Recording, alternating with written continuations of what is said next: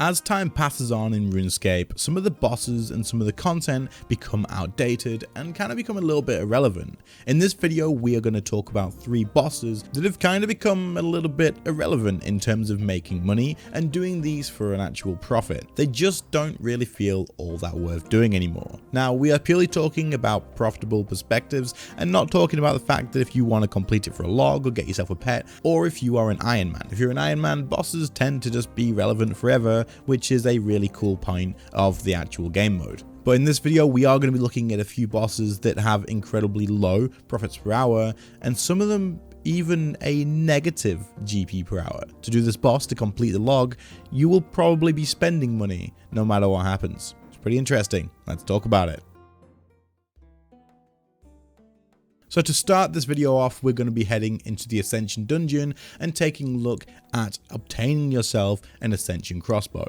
To do this, you'll have to take on all of the different bosses in this dungeon in hopes of obtaining their unique drops, which combine together to create one of the crossbows. You have Legio Primus, Legio Secundus, Legio Tertius, Legio Quartus, Legio Quintus, and Legio Sextus. All of these are going to have their own unique drops, and you have to spend a key to get into the rooms to kill them. Now, these keys can be obtained by killing the regular Ascension creatures in the dungeon, but it is because of these keys that there is a problem with making profit in this dungeon. Now, as of late, Ascension crossbows have become much less in demand because the current meta for range focuses more on bows rather than crossbows. With the new addition of the Elder God arrows, there has been a huge shift in what is the meta for ranged, and so crossbows have just become a little bit less important. When this happens, the demand for those items drops, and then of course the value of those items drops with it. But as mentioned, you will need to use a key just to even face off against each individual boss in this dungeon to obtain a chance at obtaining the unique item to combine into an Ascension crossbow. So this becomes kind of like a bit of a gamble whenever you enter here. Obviously, if you go below the average drop rate for getting these crossbows, then you are going to be making more profit than you would expect. But then of course, the opposite is true as well. If you go anything in terms of unlucky here, you could end up just watching your profits slowly disappear until you get to a point where you're just not really making any profit whatsoever. But you're still going to want to finish that crossbow off to get your money back or to be able to move on. You don't want to just leave it as dead, wasted money, or else that's really unfortunate. You can't sell off the individual pieces from these bosses until you combine it into a crossbow. So that is just money sat there doing nothing until you finish off the task. Now, the prices of the keystones used to enter each of these fights do range. The lowest one goes from around about 166,000 coins each, all the way up to 613,000 coins each. This means that going dry on a drop at one of the bosses is obviously going to be less of a punishment than going dry on the one that costs 600,000 each, which is Primus, but there's nothing to decide where you're going to get this drop quickly and where you're going to get it really slowly. Now, the reason this boss becomes an issue and kind of not really worth doing for profit these days is because if you take a look at this chart that I've taken from the RuneScape wiki, it costs around about 50 keys on average to obtain each of the actual pieces of the crossbow, meaning you will have to do 50 keys at each of these bosses to obtain all of the 6 pieces. The Ascension crossbows haven't seen a price spike recently enough for this to be too inaccurate for this chart, so we can actually quite comfortably say that it's fairly accurate. It shows here that the total cost for making a main hand crossbow on average luck, no bad luck whatsoever, no good luck, if you sell the crossbow off, you're going to be profiting around about 1.4 million GP, assuming it sells for the Grand Exchange price. Damn, that is not a big margin to take a gamble on. The offhand crossbow right now is around about 88 million GP, which means you have a profit margin of about 1.38 million coins before you start losing GP. Now, if you remember what I said earlier, one of these keys, one of the keystones, the Primus one, is about 600,000 coins each. This gives you a range of 2 Primus keystones to go over drop rate before you basically lose any profit of making these crossbows. 2 to 3 of these keystones is going to completely wipe out your profit if you go over them at all. This is just a boss I wouldn't suggest taking a gamble on if you are looking to make profit at. You could do, of course, if you wanted to and you think you could maybe get really lucky on your drop rates here, you could still turn a small profit. I just wouldn't really recommend it.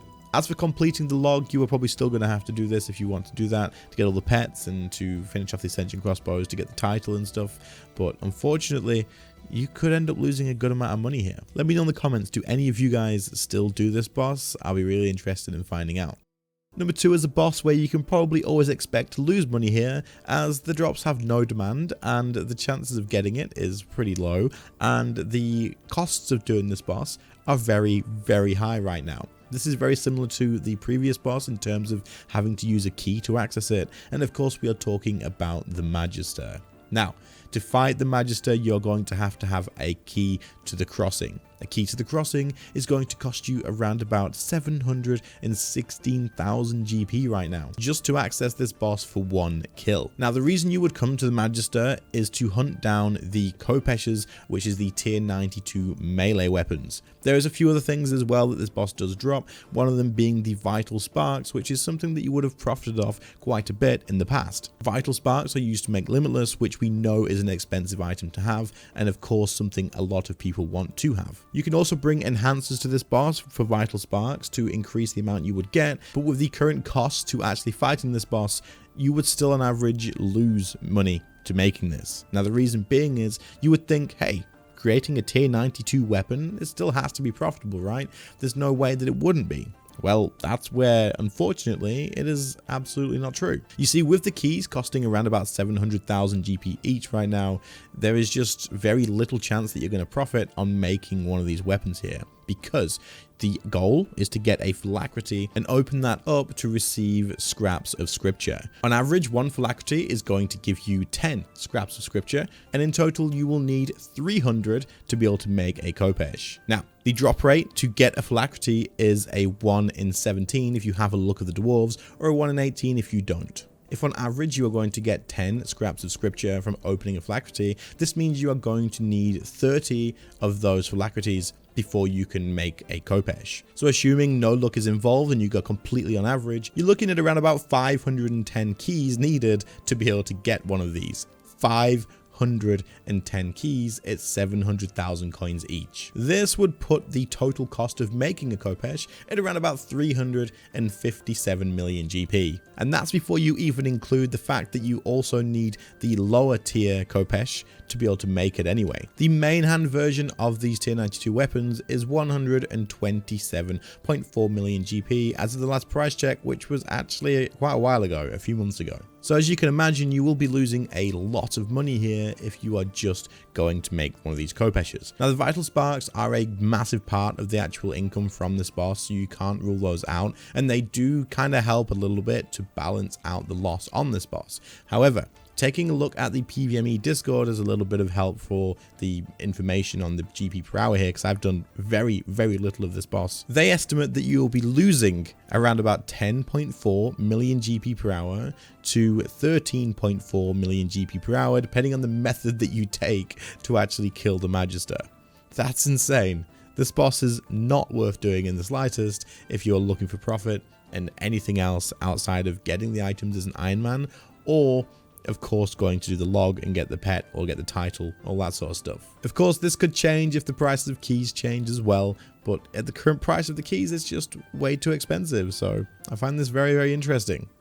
The final boss that we're going to talk about in this video is one that has been around for a hell of a long time. In fact, it released in 2013. We are of course talking about the Kawaii King. The Kawaii King drops tier 90 weaponry for melee, and of course those are the Drygore weapons. Now, the Drygores are still profitable, don't get me wrong, this boss doesn't lose you money like the Magister, but it will not really be the best option if you are looking to make purely money. Drygores at the moment are ranging between around about 20 million GP and 25 million GP on average, I would say, and that really isn't all that much considering the drop rates of these are 1 in 256 for a specific one, which is about 1 in 42 for just any Drygore drop at all. So you would have to kill 42 Kawaii Kings on average to be able to get a drop here, and anything else in this whole drop table just really isn't worth it at all. The Kawaii King has one other drop on its table that is worth something and not really nothing at all, and that is the Onyx Bolts. You get 200 Onyx Bolts, and that is worth around about 1.3 million GP.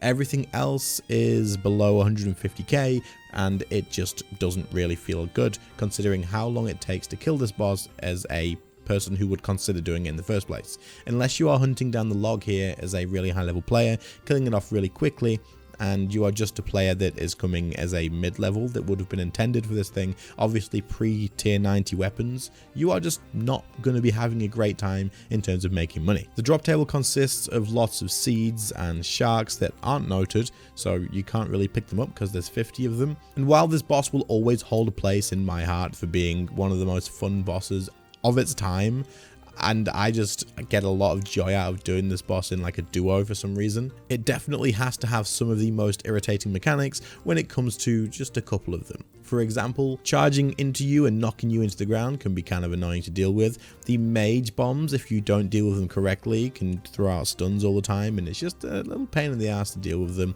And then finally, the most irritating thing about this boss has got to be his heal mechanic. Any damage you deal to him will heal him instead, and he can spam this again and again and again, and it can be really freaking irritating. Overall, this boss doesn't make a lot of profit per hour now. If you can kill it stupidly quick and you can do it in a solo, then sure, you can probably still make around 20 mil an hour if you can kill him like very, very fast. But if you are like a mid-level player, which is this boss would have been designed for, and you are trying to take him on with a friend as a duo, for example, you're not going to be profiting all that much in terms of GP. However, I will say this, the Kawaii King will always hold some terms of value in the sense that it has the perfect chit-in. This allows you to get the tier 90 defender, which of course people are going to want always. So people are always going to do this boss to obtain that item. So I think that's pretty cool. I like the idea of having a boss that always has something of value, even when it falls out of popularity a little bit.